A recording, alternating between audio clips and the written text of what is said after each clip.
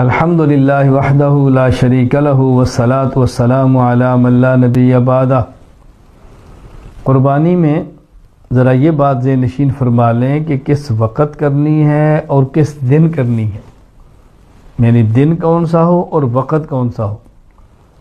جہاں تک تعلق ہے قربانی کے ایام کا، 10 ذی الحج، 11 ذی الحج اور 12 ذی الحج، یہ 3 دن ہیں۔ قرآن کریم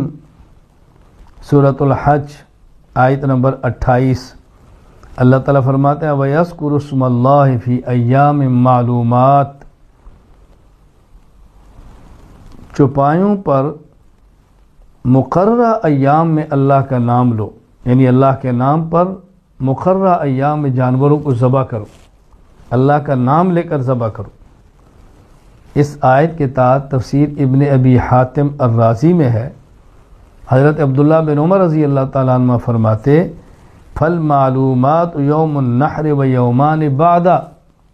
اس سے مراد 10 ذی الحج یوم النحر اور 2 دن بعد کے 11 اور 12 ذی الحج ہیں۔ صحیح بخاری میں ہے، حضرت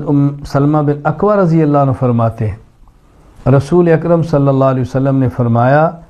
من ضحى منكم فلا يصبحن